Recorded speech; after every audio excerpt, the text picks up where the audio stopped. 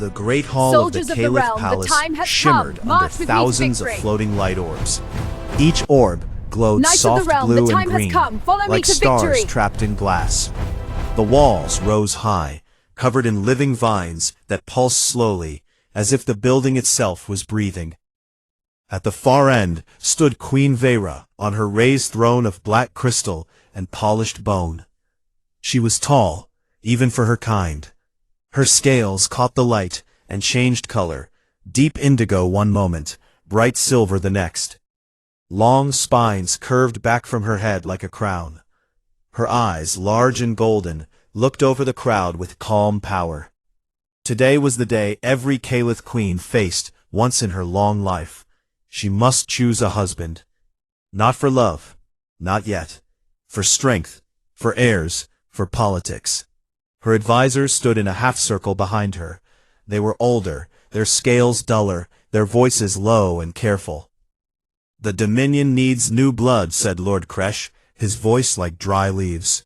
"A strong mate from one of the older vassal races. The Dravani have sent their third prince. His line carries excellent psychic strength." "Or the Vorath," added Lady Sira. "Their females are fierce, but their males are loyal to death. A good choice for stability."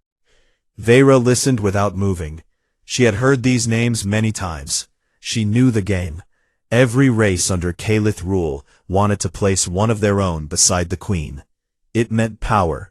It meant safety from purges. It meant a chance to whisper in her ear for centuries. But Vera was tired of the same faces, the same promises. She wanted something different this time. Her gaze moved across the long line of tributes waiting in the center of the hall. Tall Dravani, with glowing nerve lines under their skin. Broad Vorath with thick armor plates. Slim Yilthar, who floated slightly above the floor on anti-gravity fields. And then, near the end, almost hidden among the giants, stood a small group of humans. Humans were new to the Dominion.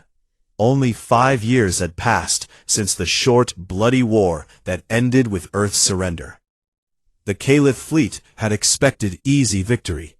Instead, human ships fought like cornered animals, fast, clever, refusing to break even when outnumbered 10-1. In the end, the Caliph won, but the cost had shocked them. They still spoke of the Battle of Epsilon Vale in quiet voices.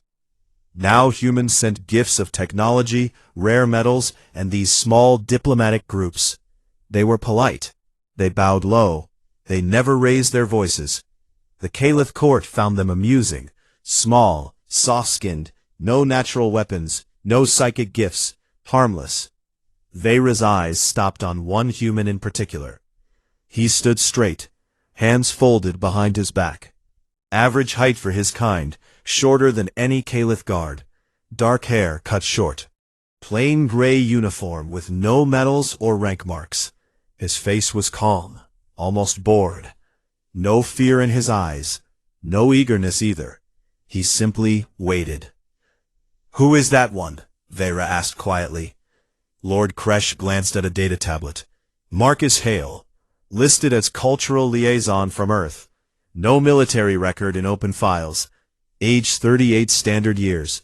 Unmarried, no noble blood." Lady Sira made a soft hiss of amusement. "A clerk, then. How quaint. They send us a paper pusher as tribute." Vera did not smile. She watched the man a moment longer. Something about the way he stood bothered her. Too still, too controlled, like a coiled spring pretending to be relaxed. She rose from the throne. The hall became silent at once. Every eye followed her as she walked down the steps, her long robe trailing behind like liquid shadow. She stopped in front of the human group. The others bowed deeply, almost touching the floor. Marcus Hale only lowered his head a little. Polite, but not groveling. "You," she said, pointing one clawed finger at him. He looked up. His eyes were gray, steady. "Yes, Your Majesty? You will be my consort." A ripple of surprise moved through the court. Whispers started. Someone laughed softly. then stopped when Vera's spines flared slightly. Marcus did not flinch. He simply nodded once.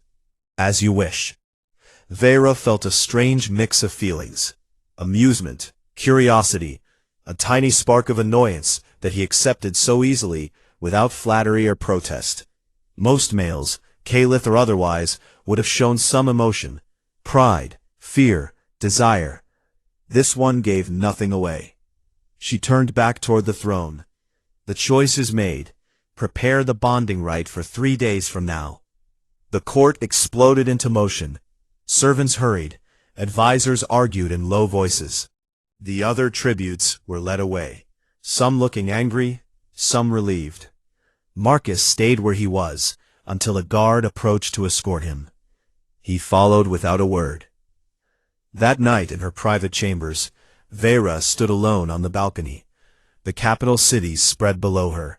Towers of living coral, bridges of woven crystal, rivers of glowing plankton. Beautiful, powerful, hers. She thought about the small human she had chosen, almost on impulse. Why him? She could have picked the Dravani prince, safe, predictable, or the Vorath warrior, strong, loyal. Instead she picked the quiet one, the one no one noticed, the one who looked at her without awe or terror. Perhaps she wanted to see what would happen. Perhaps she was bored. Or perhaps deep down, she sensed something the others missed. 3 days later the bonding rite began at sunrise. The grand dome was packed. Nobles from every corner of the Dominion filled the seats. Music played. Deep drums and high keening strings, made from the bones of ancient sea creatures. Vera wore ceremonial armor of gold scales and black silk.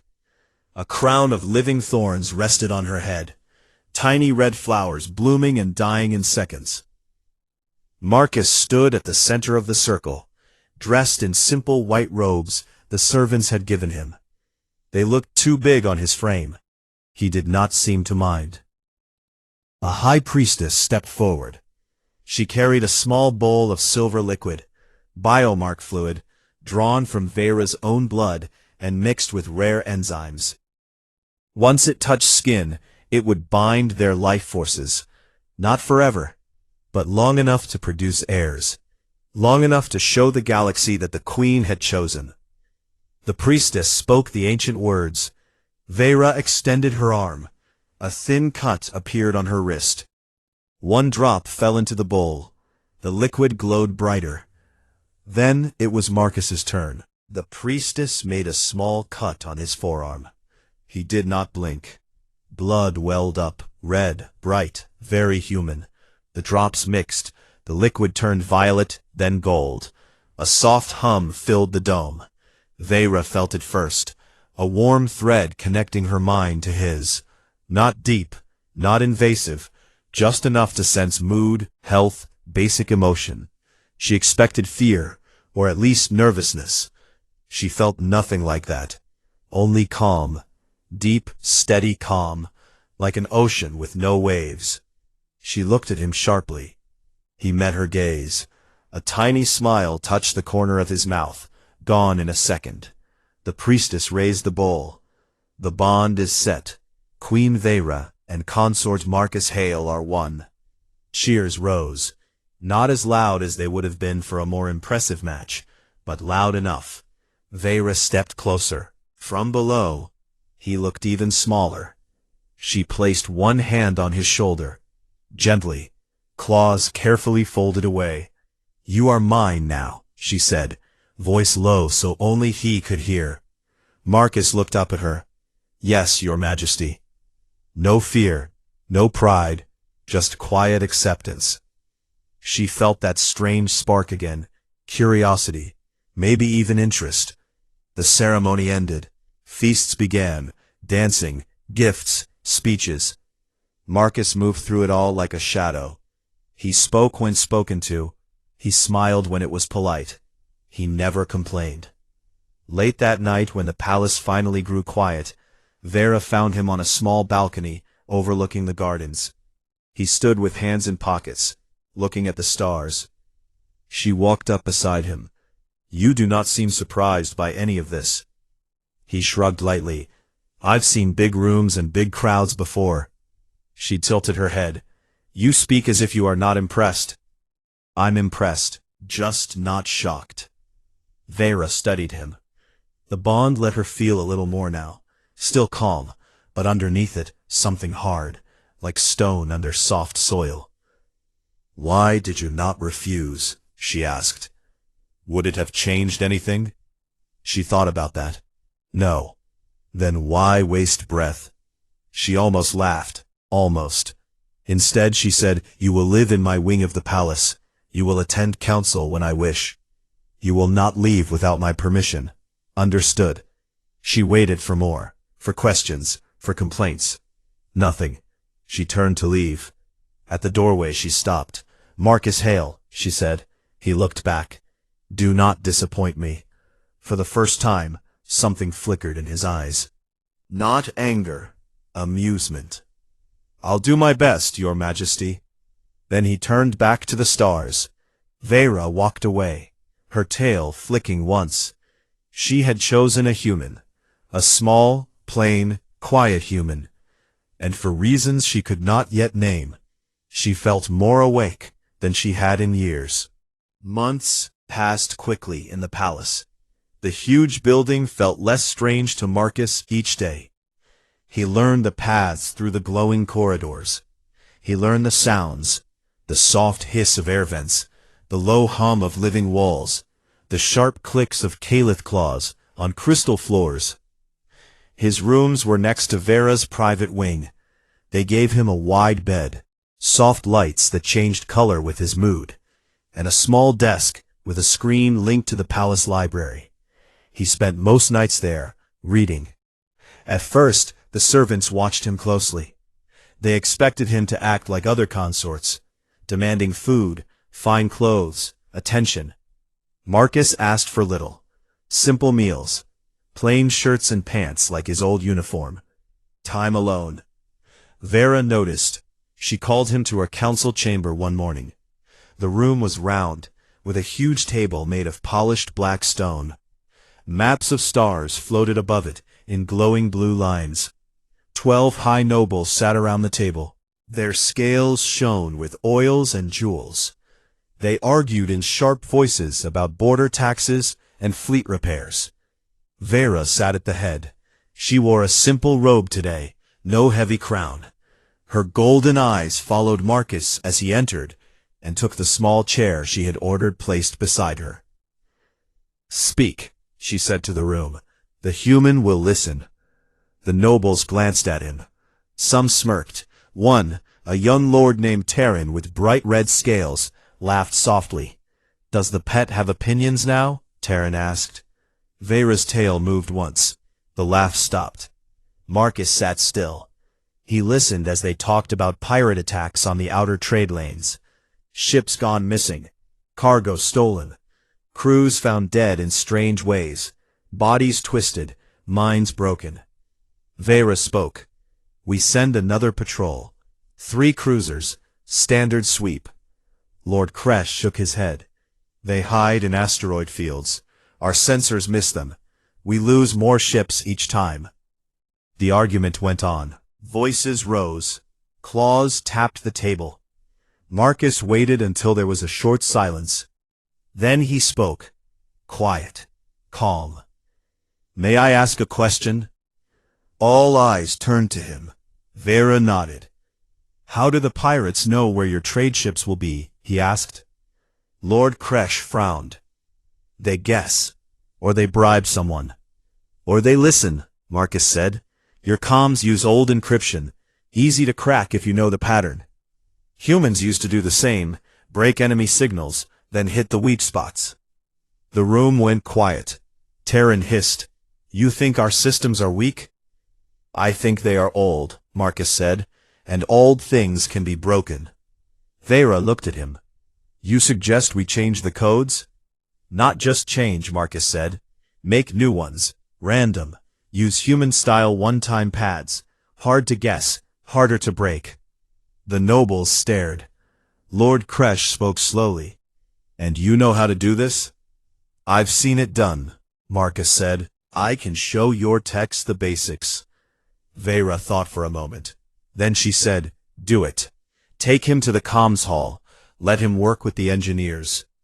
Terran opened his mouth to argue. Vera's eyes flashed. He closed it. That afternoon, Marcus sat with 3 Caliph engineers in a small room full of screens and humming machines. They were tall, serious, not friendly, but they listened. He explained simply, draw random keys, use them once, burn them after. No repeats, no patterns. They tested it, sent fake messages, tried to crack them, failed. By evening the engineers looked at him differently, not with respect yet, but with interest. Word spread. Vera began to call him more often, sometimes to counsel, sometimes to walk in the gardens at night. The gardens were huge, trees with silver leaves, flowers that sang soft notes when touched, ponds full of glowing fish. One night, she found him sitting on a stone bench, looking up at the 3 moons. You do not sleep much, she said. Old habit, he answered. She sat beside him, her tail curled around the bench. You help more than I expected. I try to be useful. Why? She asked. Most consorts want power, gifts, status. You want nothing. Marcus looked at the moons. I want peace. Quiet days. No alarms. No running. Vera studied his face. You speak like someone who has run a lot. He did not answer. She felt the bond again, that warm thread between them. His mind stayed calm. But deeper, under the calm, she sensed weight, like carrying stones for years. She changed the subject. Tell me about humans. He smiled a little. We're small. We break easy. But we don't quit easy. Like in the war, she said. Yes, like in the war. She waited for more. He gave nothing. Instead he asked, what worries you most these days? Vera looked out at the city lights. The swarm. Marcus turned his head. They are gone, for centuries. Not gone, she said. Sleeping. Waiting. Scouts found signs last month. Old hive ships drifting near the rim. Empty, but moving again. Marcus nodded slowly. They come back stronger sometimes. New queens. New tricks. You know of them? Old records, he said. Humans studied everything we could before we met your people. She felt surprise through the bond. You studied us? Everyone studies everyone, he said. It's how you stay alive. Vera stood. Come, walk with me. They walked the paths in silence for a long time. Guards followed at a distance. At last, she stopped under a huge tree with black bark and white flowers. I chose you because you seemed harmless, she said. No claws, no spines, no pride. Marcus looked up at her. And now? Now I think harmless was wrong, she said. Not weak, just hidden. He did not smile. I'm just a man, Your Majesty. No, she said. You are more. She reached out and touched his shoulder. Her claws stayed folded, gentle. I like having you near, she said. You listen, you think, you do not lie to please me. Marcus looked at her hand, then at her face. I won't lie to you, he said. Ever. She believed him. Days turned to weeks. Marcus kept working.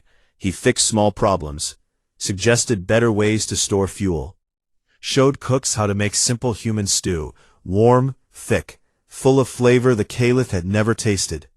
Vera tried it once. Ordered it again.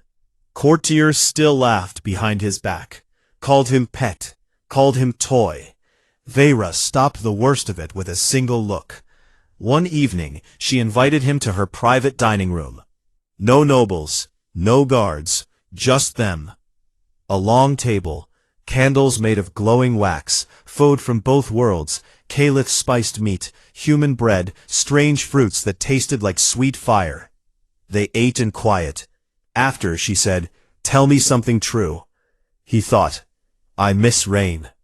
Rain? On earth, water falling from the sky, clean, loud, makes everything smell new. Vera tilted her head. We have no rain here. Only mist from the towers. I know, he said. It's fine. She watched him. You hide things.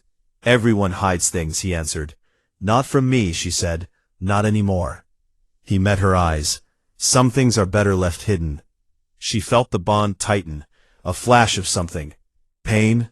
Memory? It was gone fast. She did not push. Instead she said, Stay close to me, Marcus Hale. I think the days ahead will not be quiet. He nodded. I'll stay. That night, when the palace slept, Marcus slipped out of his rooms. He moved through service tunnels, small, dark paths the servants used.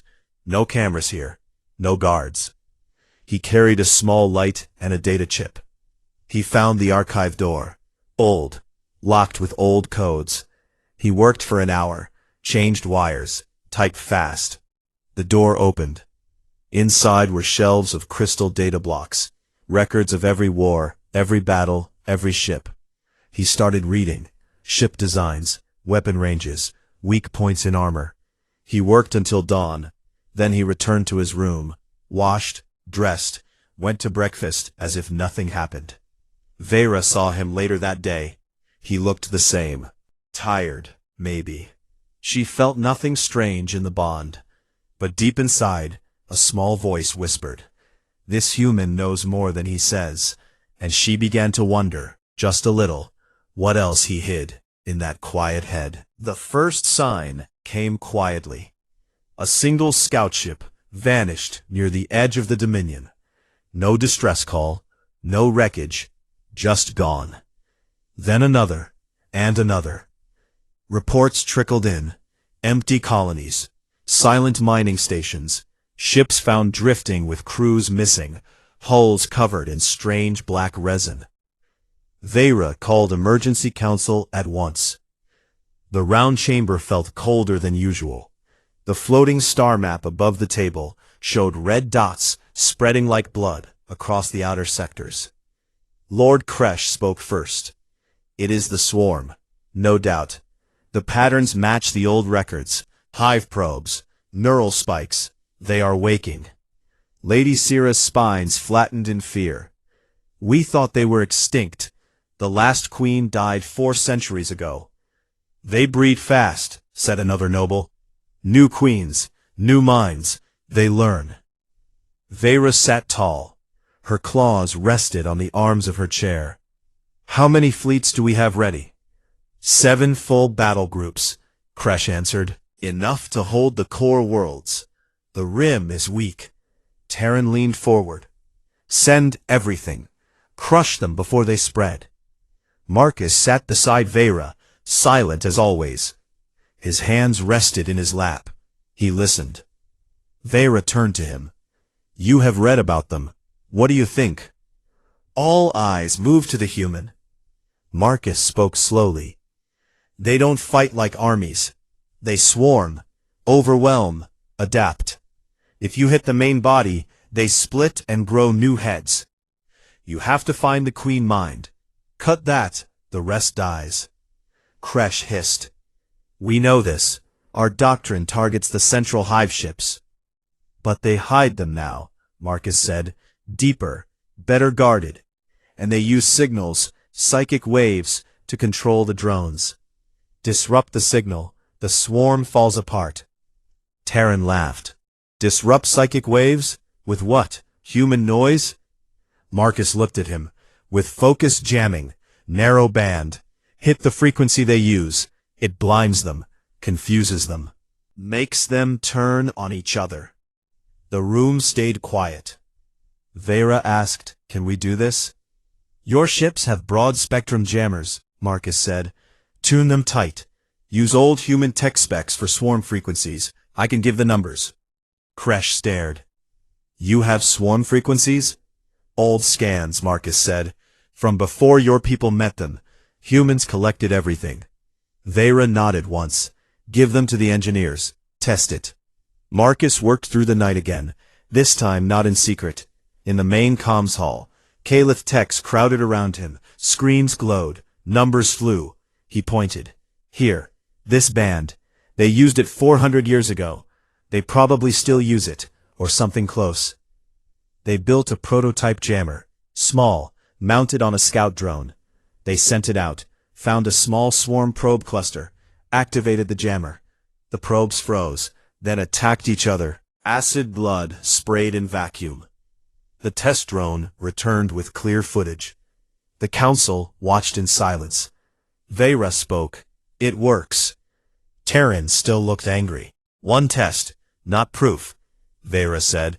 We build more. Weeks passed in a rush. Shipyards worked day and night.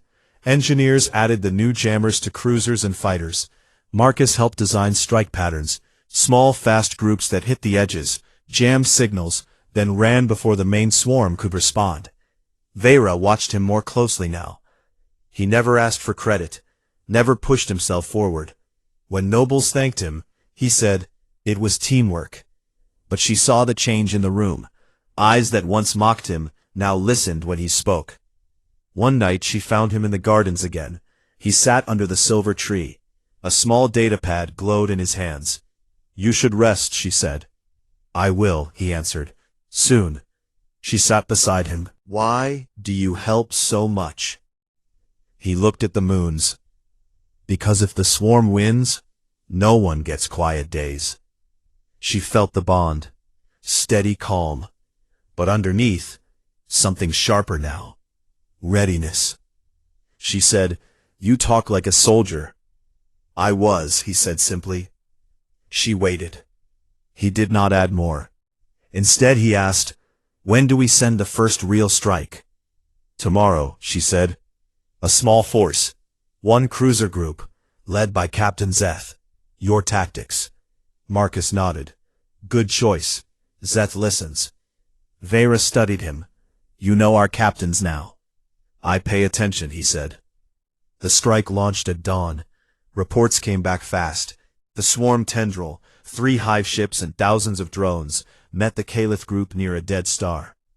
Zeth used Marcus's plan, hit and run, jam the signals, target the command nodes. The swarm faltered, drones crashed into each other, hive ships slowed.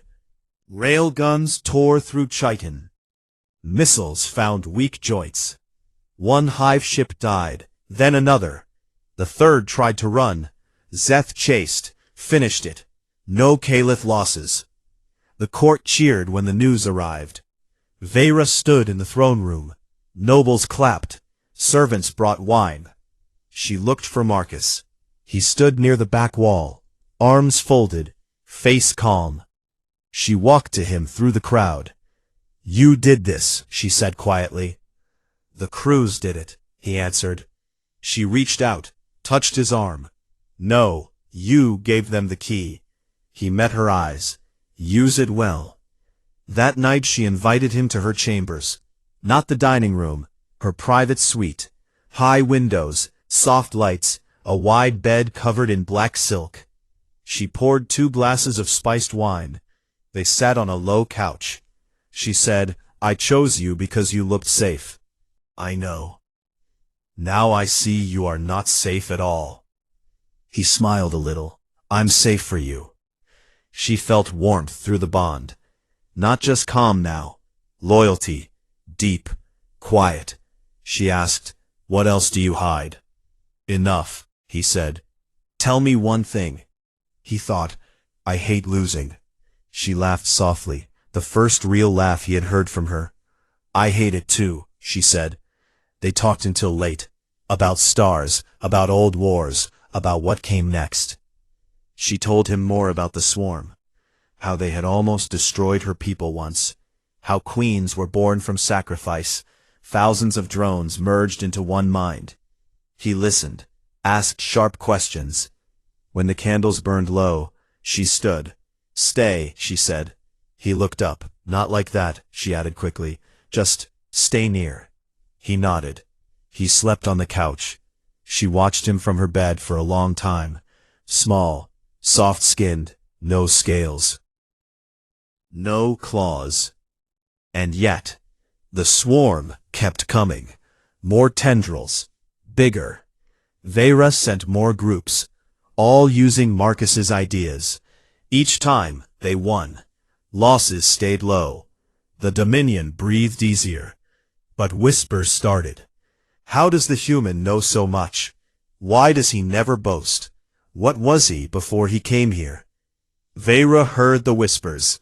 She ignored them, but she watched Marcus closer. One evening he came to her council late. His shirt had a small tear, a fresh cut on his hand. She noticed at once. What happened? She asked. Training, he said. I asked the guards to spar. Spar? To stay sharp. She felt surprise. You fight? When I need to. She looked at the cut. They hurt you? I let them, he said, to learn their style. You train with my elite? Yes. She stared. Then she said, next time, train with me. He raised an eyebrow.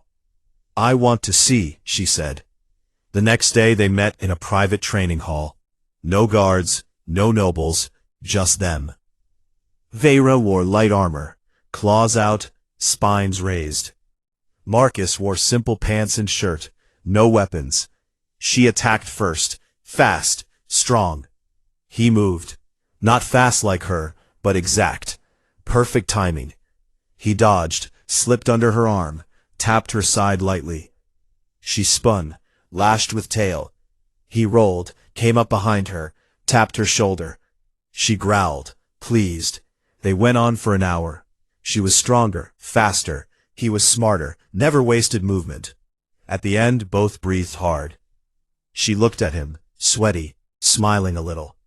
You fight like death, she said. I've had practice, he answered, towered over him. I am glad I chose you, she said. He looked up. I'm glad too. For the first time, she felt something new in the bond. Not just loyalty, trust, and something warmer. The swarm grew bolder. A big fleet appeared near the inner rim. Hundreds of hive ships, thousands of drones. Vera stood in the war room. Maps showed red everywhere. We need more, she said. We cannot hold with current forces. Kresh nodded. We ask the vassals. Humans, too. Marcus spoke then, quiet. Let me lead one group. The room froze. Terran laughed. You? A consort? Vera looked at him. He met her eyes. I know how they think, he said.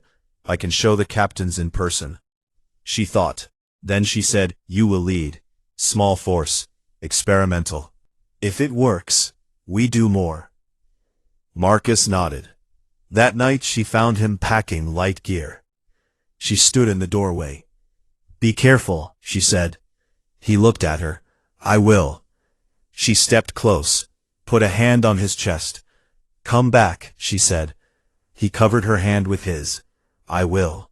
She leaned down, pressed her forehead to his. A Caliph gesture. Deep trust, deep care. He closed his eyes for a second. Then he left. Vera watched his shuttle disappear into the sky. She felt the bond stretch, but not break. She turned back to the palace. The war had started, and the quiet human she married was going to fight it. The warning came without sound. One moment the palace sensors showed clear skies. The next, alarms screamed across every level. Red lights flashed. Voices shouted over comms. Intrusion, swarm breach, homeworld orbit. Vera was in the throne room when it happened. She stood up fast. Her spines rose sharp. How many? A guard burst in, scales pale. Hundreds of hive pods. They jumped straight in. No warning. Someone gave them our jump coordinates. The nobles around the table froze. Faces turned to shock, then fear. Vera's voice cut through. Seal the palace. Activate all defenses. Get me the fleet status. But it was already too late. Outside the tall windows, black shapes rained down like ash. Hive pods hit the city towers. They cracked open. Thousands of swarm drones poured out. Long legs, sharp mandibles, eyes that glowed sickly green. They moved in perfect waves, guided by one mind. Guards ran to positions. Laser fire lit the night. Vera turned to her council. To the armory. We fight from the core. They moved fast. Corridors filled with running feet and clashing armor. Marcus was not in the throne room. He had been in the lower archives, checking old defense maps. When the alarm sounded, he stopped reading. He listened. Then he moved. He did not run to Vera. Not yet. He went to a small maintenance closet he had visited many nights before. Inside was a locked box he had placed there himself, piece by piece, over months. Human design. Quiet. Deadly. He opened it.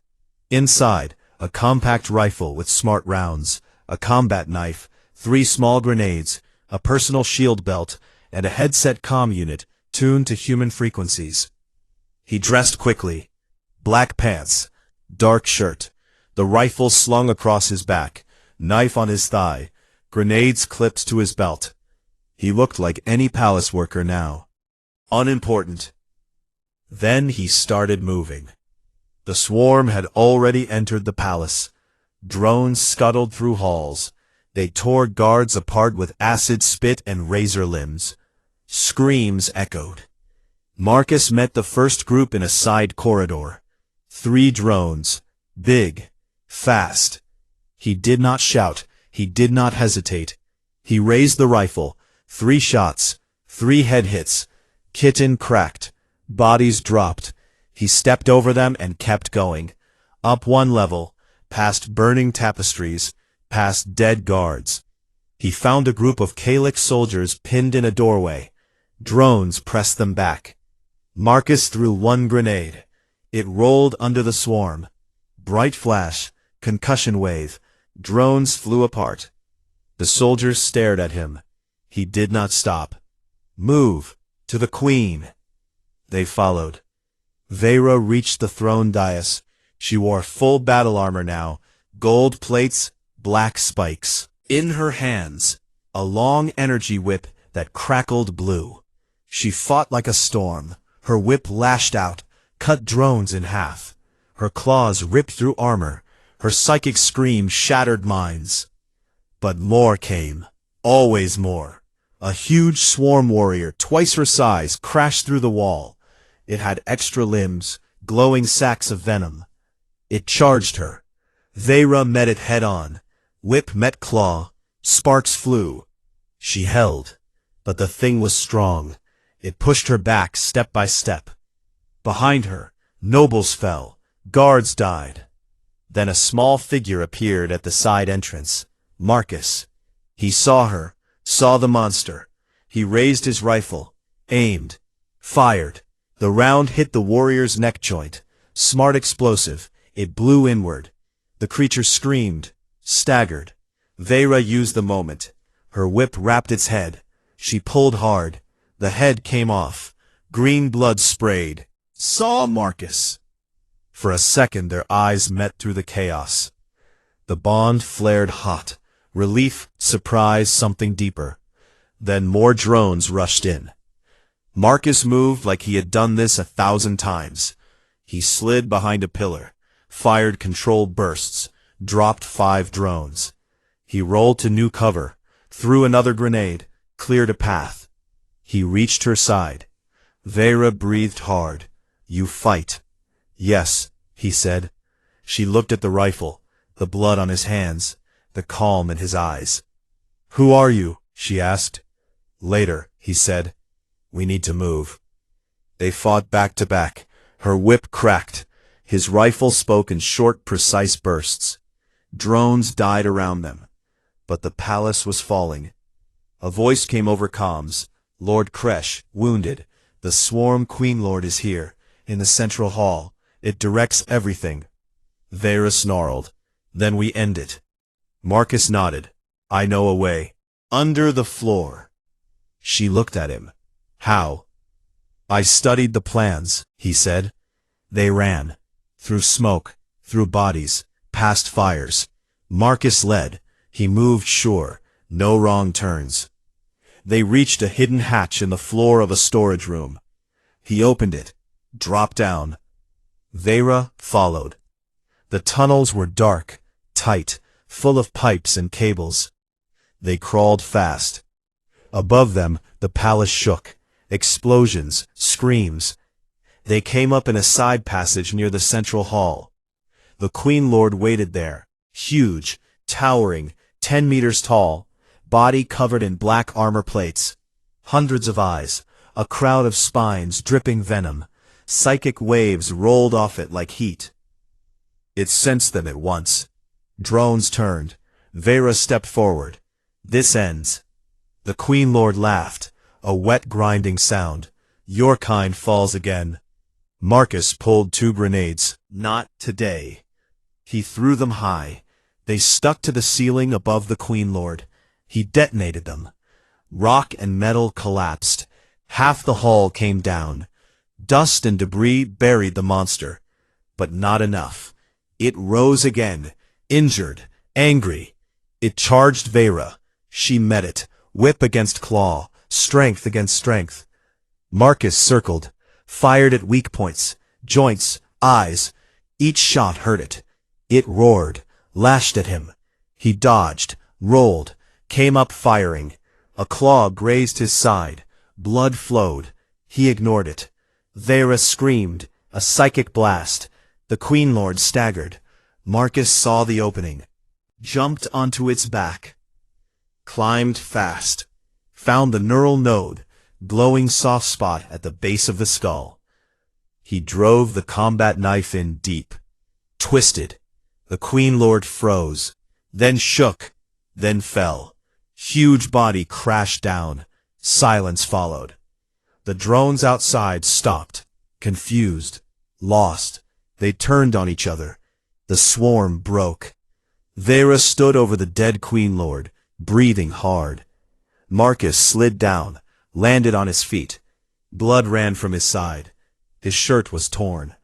Old scars showed on his arms, long white lines from battles long ago. Vera looked at him. The bond pulsed strong now. No hiding. She stepped close, touched the blood on his side. You are hurt. I've had worse, he said.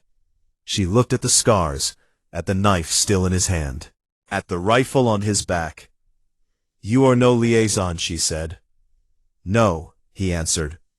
She waited. He met her eyes. My name is Marcus Hale, he said.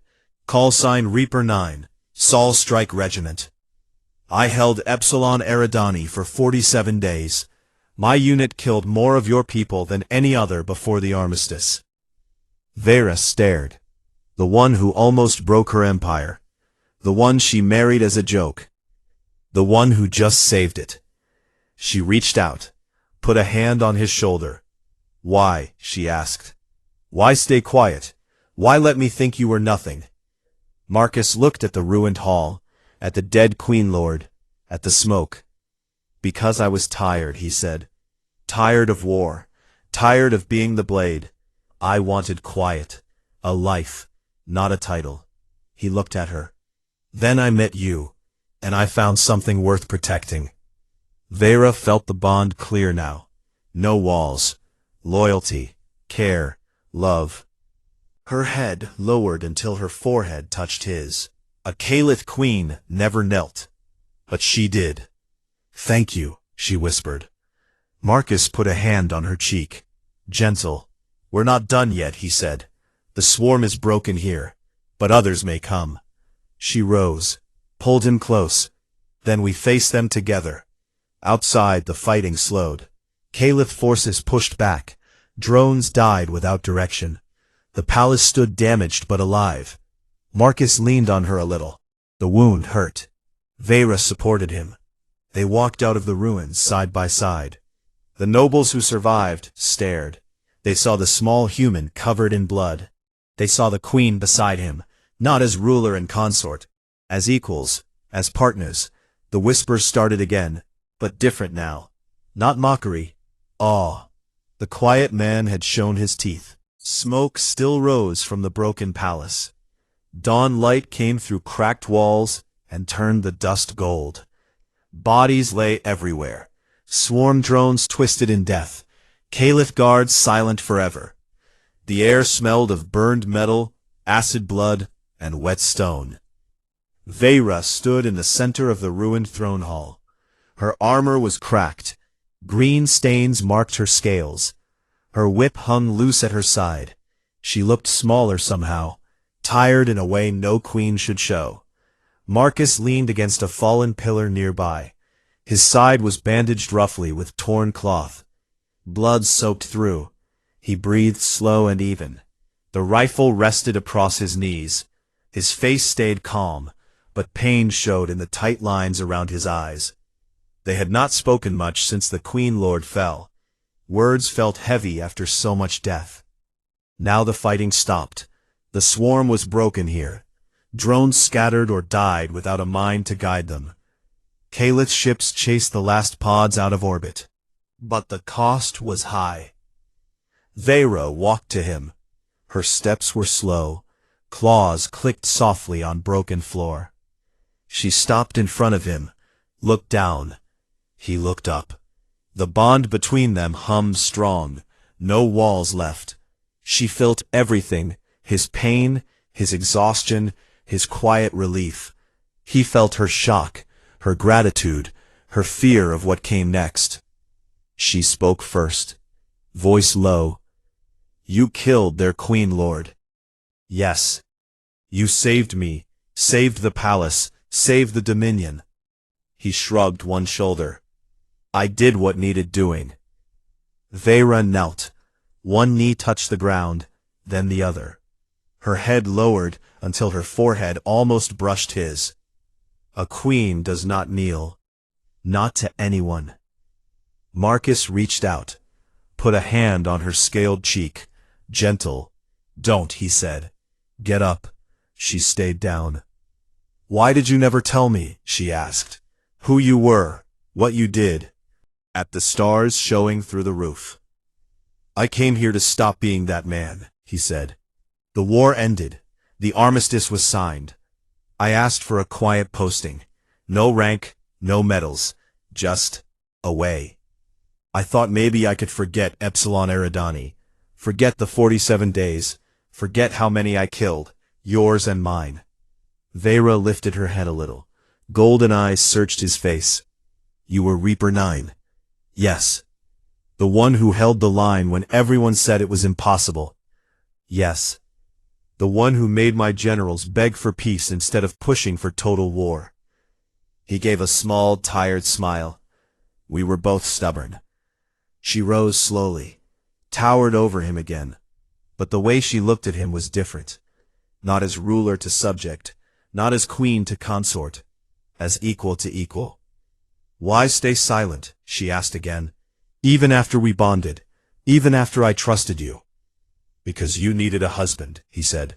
"Not a war hero, not a killer, not the man who almost broke your empire. You needed someone who would listen, who would stay, who would not demand power or revenge." He paused. "I was tired of being feared," he said. "I wanted to be just Marcus for once." Vera felt the bond again, deep, clear. She saw memories flicker through it, not full pictures, but feelings. Endless nights in cold bunkers, alarms that never stopped, friends lost, ships burning, the weight of command. And then, quiet. Hope for peace. She reached down, took his hand, pulled him gently to his feet. He stood, winced from the wound. "Come," she said. They walked through the ruins. Guards and nobles watched in silence. No one spoke, no one laughed, no one called him pet. They reached a balcony high above the city. Half the railing was gone. Below, fires still burned in some districts. Rescue teams moved through smoke. Lights flashed on emergency ships. Vera leaned on what remained of the rail. Marcus stood beside her. "The swarm will not come again soon," she said. "We hurt them badly, but others may rise. Pirates, rebels, old enemies." "I know," he said. She turned to him. "I cannot fight them alone." "You never had to." She looked at his scars, the fresh blood, the old ones beneath. "I chose you because you looked harmless," she said. "I was wrong." "You were not," he answered. I can be harmless, when I want to be. A small smile touched her mouth, first one since the battle. You will stay? She asked. He looked at her. Really looked. If you want me. I do. He nodded once. Then I stay. She stepped closer, put both hands on his shoulders. You are no longer just consort, she said. You are my equal, my blade, my shield, my heart, stronger than before. He reached up, touched one of her spines gently. And you are my queen, he said. My home. They stood like that for a long time. Smoke drifted past. Dawn grew brighter. Below, the city began to heal. People came out, helped each other, cleared rubble, sang old songs of victory. Word spread fast. The queen's human consort had fought, had killed the swarm queen lord, had saved the dominion. Whispers turned to stories. They said he moved like shadow, shot like lightning, knew every weak point. They said he was Reaper 9. They said humanity's sharpest blade had married their queen, and the queen had knelt to him. In the weeks that followed, the palace was rebuilt, stronger. New defenses, new sensors. Human engineers came from Earth, invited, not ordered. They worked beside Caliph techs, shared ideas, laughed together. Marcus walked the halls openly now. No hiding, no tunnels at night. He wore simple clothes still, but he carried the rifle sometimes, not hidden. Vera called him to council every day. He spoke when needed, suggested plans, listened more than he talked. The nobles no longer mocked. They bowed when he passed. One evening Vera found him in the gardens, same silver tree, same bench. He sat looking at the moons. She sat beside him. Rain, she said. He turned. You said you missed rain. He smiled. I did. She reached into a pouch at her belt, took out a small crystal orb. She pressed it. Soft sound filled the air. Water fell from hidden pipes above, gentle, steady, clean. It rained in the garden. Marcus looked up. Water touched his face, ran down his cheeks. He closed his eyes. Vera watched him. When he opened his eyes, he looked at her. Thank you, he said. She took his hand. We build a new future, she said. Together. He squeezed her hand. Together. The galaxy heard the story. Ships from other worlds came, not to fight, to talk, to trade, to learn. They asked about the human who married the Caliph queen. They asked why she trusted him. She always answered the same. Because he chose peace when he could have chosen war. Because he chose me when he could have walked away. And because, deep down, she knew the truth. Humanity was small, soft, no claws, no scales. But when they loved something, they fought like nothing else in the stars. And Vera had found the best of them. The quiet man at her side, the war hero who wanted only peace, the husband who saved her world. And now in the garden under falling rain, they sat close. No more secrets, no more hiding, just two hearts. One Caliph, one human, bound forever. The dominion grew stronger. Humanity's name carried new weight. Not just survivors, not just the small ones, but the ones who could break empires and choose to build them instead. And in the quiet nights that followed, when alarms no longer woke them, Marcus slept beside his queen. No dreams of war, only dreams of rain and her.